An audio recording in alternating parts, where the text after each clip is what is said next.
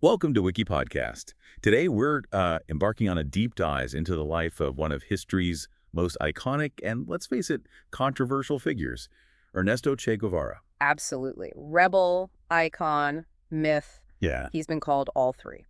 exactly. And that's what we want to unpack together today. This is part of our History Makers series, looking at revolutionaries and political icons. It's a fascinating story. We'll trace his journey, from this unexpected start as an Argentine medical student, Yeah. all the way to being this legendary guerrilla leader, an international revolutionary figure. And you'll find there are surprising facts, things that really challenge those simple labels people often use. Definitely. His story is, well, it's a powerful reminder that history is rarely just black and white, is it? Not at all. We'll explore those key moments that really shaped his radical worldview, his huge impact on the Cuban Revolution, of course. And the twists and turns later on. That path ending in a remote Bolivian village. Right. We want to look not just at what he did, but try to understand why. Oh. Why does he still resonate? Why the intense debate even today? It's a deep dive into idealism, sure, but also pragmatism and, well, the often brutal realities of trying to make a revolution happen. Precisely. So let's start right at the very beginning. It might surprise you. Ernesto Guevara, born in Rosario, Argentina, 1928. And not exactly from revolutionary stock, you might say. Upper class family. Right. Spanish, Basque, Yeah. even Irish roots. His father actually mentioned the blood of Irish rebels in his Yeah. veins. Which is quite a romantic notion, but yeah, hardly the typical background for a future communist guerrilla. What do you make of that? That initial, well, paradox? It's fascinating, isn't it? He wasn't born into the struggle he later embraced, and despite having chronic asthma, a really debilitating condition for him his whole life. He was still a serious athlete. Rugby player. Aggressive styled, apparently. Got the nickname Fuser. Yeah, Fuser is short for El Furibundo Serna. Basically the furious Serna, Serna being his mother's surname. But his real passion, as you said, was intellectual. A house with over 3,000 books. That's incredible. He devoured everything. Marx, Freud, but also Jules Verne, adventure stories. He kept these detailed notebooks, cataloging ideas, quotes. Soaking it all in. Definitely. There's that CIA report from later, which, kind of amusingly called him quite well-read and fairly intellectual for a Latino. Which says more about the CIA's perspective at the time, maybe. Probably. But it does point to the fact that even his adversaries recognized his intellect. This was someone constantly thinking, analyzing. Okay, so here's where it gets really interesting, I think. This is the moment that seems to set the stage for everything else. The motorcycle journey. Exactly. While studying medicine in Buenos Aires, 1951, he takes off on this 2-month, 8,000-kilometer trip across South America. On a sputtering Norton 500 motorcycle called La Poderosa, the Powerful One. Didn't quite live up to its name, apparently. Aha, right. But the journey itself, Yeah. it was his awakening, wasn't it? He Definitely. saw firsthand the crushing poverty, the hunger, the disease. The terrible conditions, like in the Anaconda Company's copper mines in Chile, or these isolated leper colonies in Peru. It wasn't just a sightseeing trip. This was transformative. What was the core insight he took away from that? It was more than just seeing suffering, right? Absolutely crucial point. It wasn't just pity, it was analysis. He started to see Latin America not as separate countries, but as one single entity. Suffering from the same problems. Systemic exploitation, that was the diagnosis. And it led to this profound shift in him. He went from wanting to heal individuals From being a doctor. to wanting to perform radical surgery on society itself. He realized medicine alone couldn't fix it. To really help these people, as he put it, he had to enter politics. Even if that meant armed struggle. Even then, it laid the foundation for his conviction that U.S. imperialism, capitalist exploitation, these were the root causes of the region's underdevelopment. He was diagnosing the structure, not just the symptoms. So if the journey was the diagnosis, then Guatemala in 1953. That seems like where he decided on the treatment plan. A very apt analogy. He arrives in Guatemala and sees President Jacobo Arbenz's government, democratically elected. Trying some moderate land reforms. Yeah. Nothing too radical, really. But radical enough for some powerful interests. The government gets overthrown in a coup, Assisted by the CIA. largely at the behest of the United Fruit Company, this huge American corporation with massive land holdings and political clout. So for Che, watching this unfold, Yeah. how did that cement his views? It was confirmation. Everything he suspected on the motorcycle trip felt proven right there. Peaceful, democratic change, even when elected. It would be crushed if it threatened U.S. economic interests. No room for gradual reform in his eyes. Exactly. He became absolutely convinced. Marxism, achieved through armed struggle, defended by an armed populace, that was the only way forward. To fix things, achieve real liberation. And it was in Guatemala he picked up the nickname Che. That's right. Apparently because he used the Argentine filler word che, like saying hey or pal, quite a lot, it stuck. Then Mexico City, a fateful meeting. Destiny, you could say. He meets Raul Castro, who then introduces him to Fidel. He joins the 26th of July movement, Committing himself to overthrowing Batista, the U.S.-backed dictator in Cuba. and he wasn't just going to be the medic this time. No. He went through rigorous guerrilla training. I read he actually came out top of the class. Yeah, the instructor apparently called him the best guerrilla of them all. High praise. So the mission was clear. Liberate Cuba. That mission starts with the Grandma invasion, November 1956. And it was a disaster initially, not some glorious landing. 82 men on a leaky yacht meant for maybe 12. Exactly. They were delayed, landed in the wrong spot, immediately attacked by Batista's forces. Many were killed or captured straight away. Just a handful survived and made it to the Sierra Maestra Mountains. Right, and it's in that chaos, that initial bloody fight, that this famous moment happens. Che, the doctor, supposedly lays down his medical bag. And picks up a box of ammunition dropped by a comrade who was fleeing. It's often cited as the symbolic moment, the point of no return, the doctor becoming the fighter, prioritizing the fight over healing. A really powerful image. And from that point, his rise was pretty quick, wasn't it?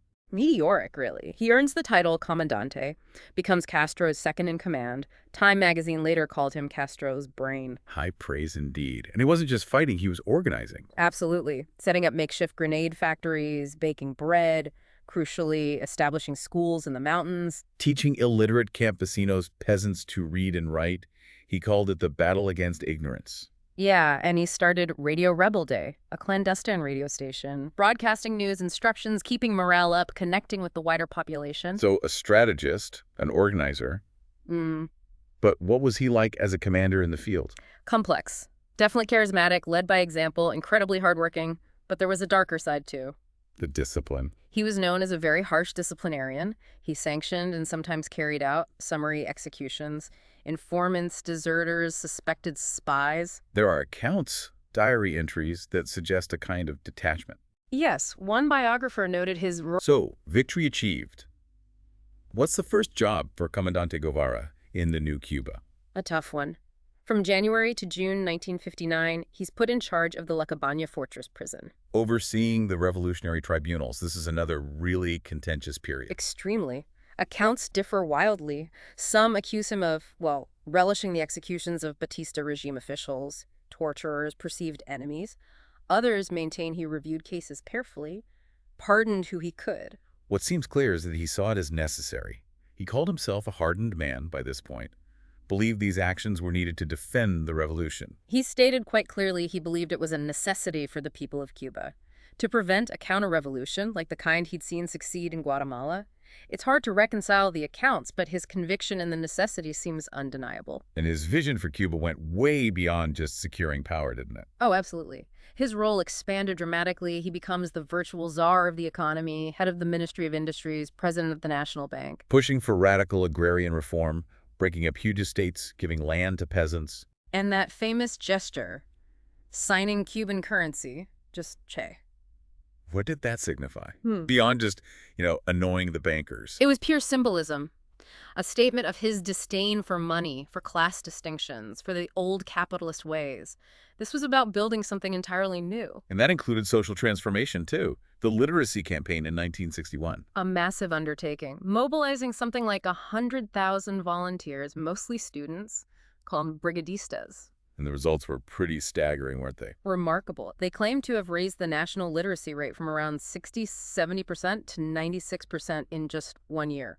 A huge achievement. He also pushed for affirmative action in universities.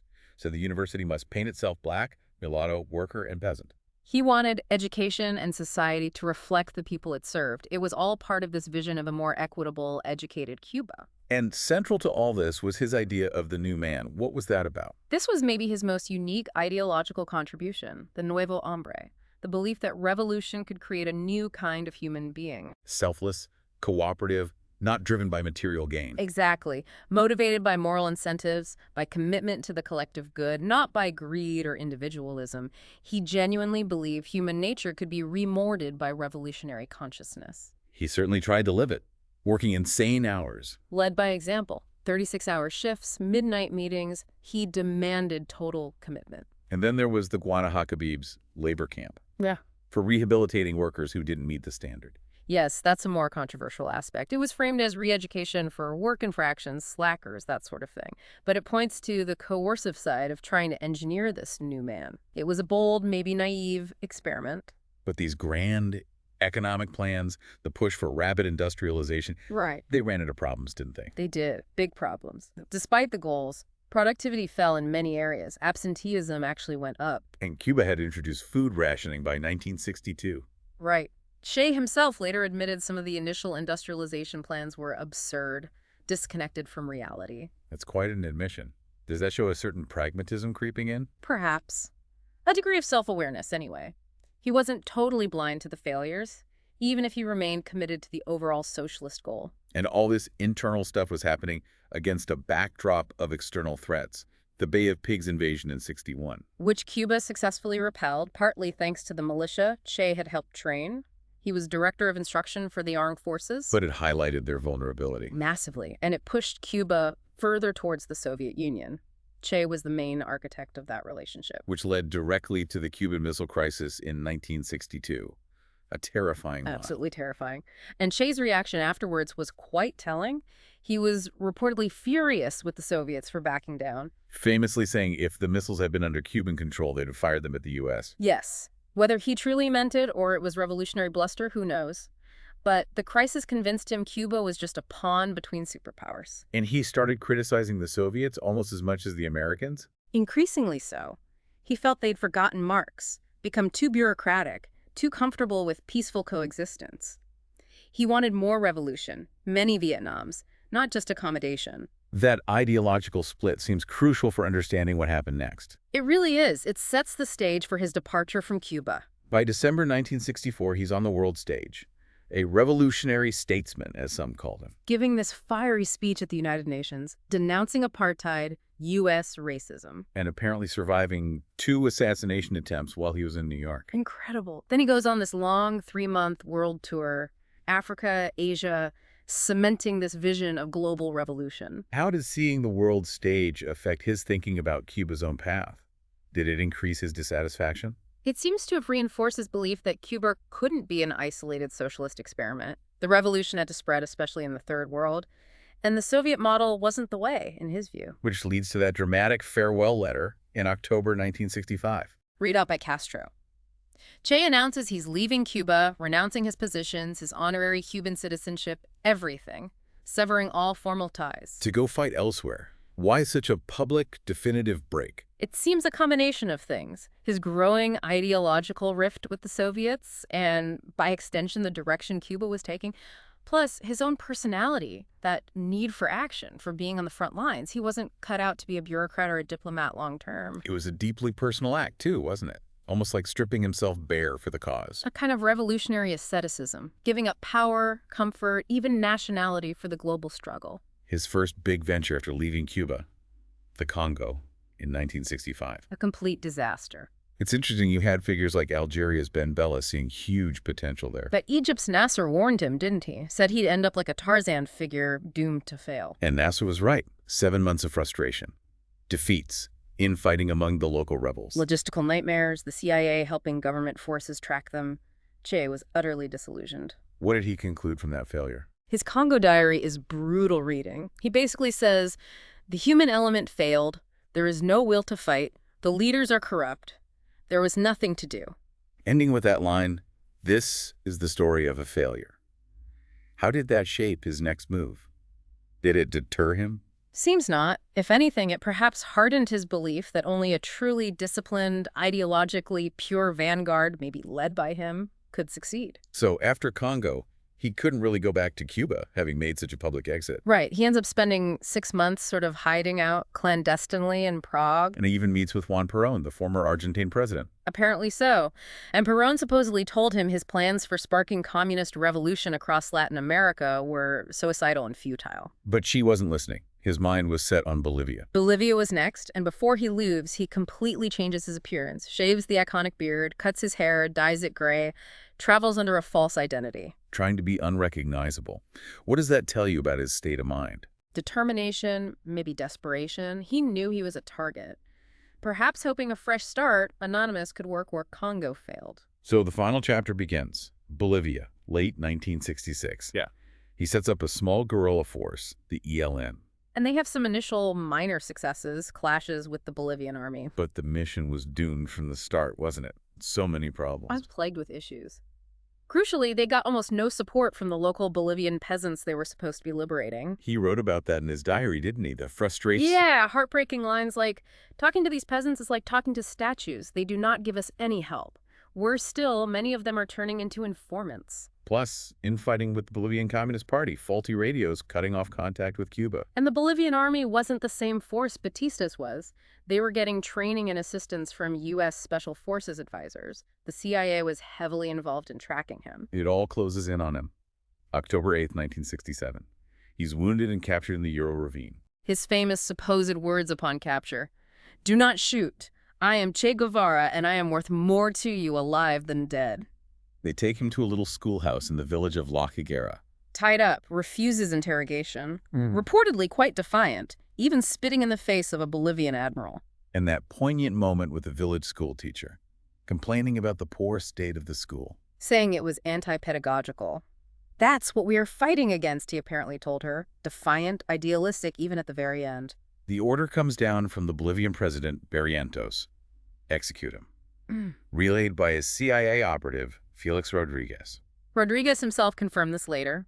A Bolivian Army Sergeant, Mario Terán, volunteers for the job. And Che's last words. According to John Lee Anderson's biography, quoting Terán and others present, Che said to Terán, "I know you've come to kill me. Shoot, coward. You are only going to kill a man." Chilling. He was shot 9 times.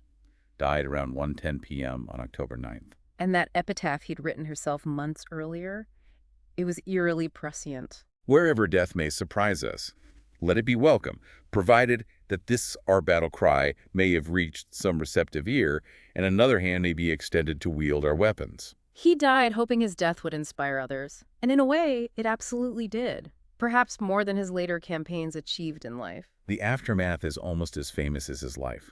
The display of his body the next day. Yeah, laid out in a hospital laundry sink in nearby Vallegrande.